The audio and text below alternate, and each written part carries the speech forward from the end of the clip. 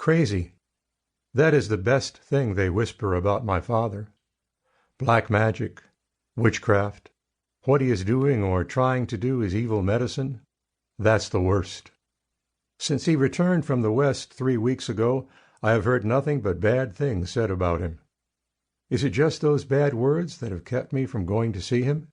Am I afraid that when I do see him, if I see him, I will think he is crazy too?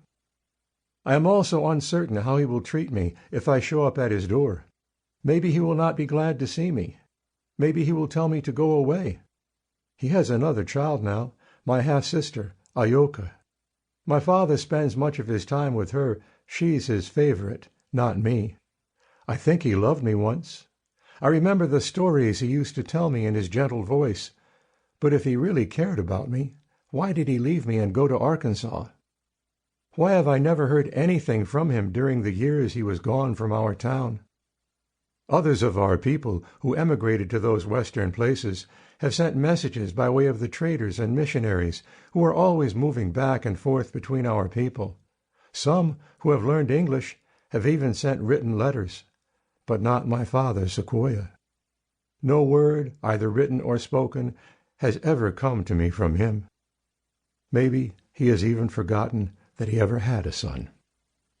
Still, despite all my uncertainty, I have almost gone to where he is living at the home of his second wife. Last week I walked halfway across town toward their cabin before I turned back and returned to my mother's cabin. How long will my father be able to stay here? Some say that if it was not for the fact that Agili, who is now the chief of our town, was my father's cousin and oldest friend, he would have been forced to leave, or worse. I worry I will not get the chance to see him before he is driven away. I tap the chunky stick I am holding against the ground. The ground sounds hollow as I do so, almost like a drum. It still holds the cold of winter inside it, even though it will not be long until the leaves return.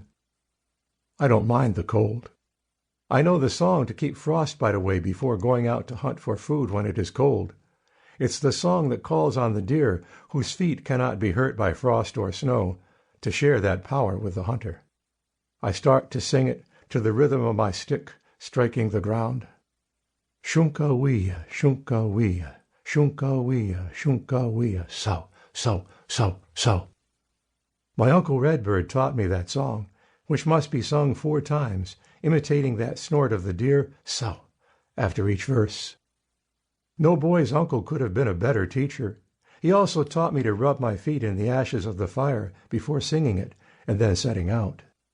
But no one has ever taught me a song that will keep away the memory of harsh and unkind words. Perhaps Uncle Redbird, my mother's smiling older brother, knew such a song, but if he did, I will never hear him sing it. Almost a year has passed since he caught the coughing sickness and made the last walk to the Nightland. I do not have the words to express how much I miss him. Remembering him just brings back the pain I felt when his spirit passed from us. I need to turn my thoughts elsewhere. Sitting here on the steps of my mother's cabin, I can hear her moving around inside. She is making more noise than she usually does when she is cooking, banging the rough wooden spoon I carved for her against the iron pot. She is making squirrel stew. That's no surprise to me. I am the one who sat patiently under the oak trees as great sun walked slowly up into the morning sky, casting her light down on me through the leafless branches. As always, I had taken 6 long blowgun darts with me and 1 short one. I had already fired that first short dart at random, sending it off into the woods as an offering, and for good luck. I held my long blowgun steady, pointing it up where I knew the squirrel would appear. Only my lips moved as I imitated its call, knowing its curiosity would be too much for it. Soon I heard the scrabbling of the first squirrel's claws against the bark high above me.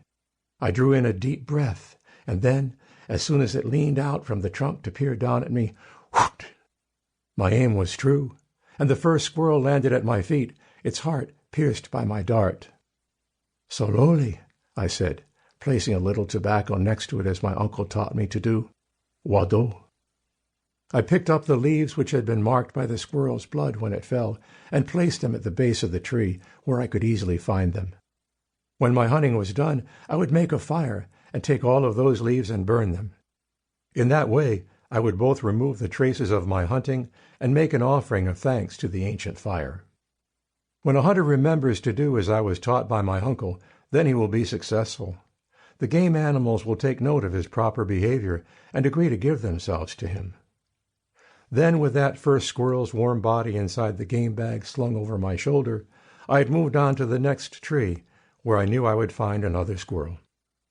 As long as I always take care to say thanks in the proper way whenever I take an animal, I will not have to worry about Uwohali. Uwohali is the little white deer who is the guardian of all the game animals. Whenever he comes, as he always does, to sniff at any blood drops left behind, he can tell that I have spoken the proper words, given thanks, and shown respect. He does not follow my trail to send me bad dreams and make my hands twisted with rheumatism so that I can no longer pull back a bow or hold a blowgun steady, as I did when I shot each of those 4 fat squirrels.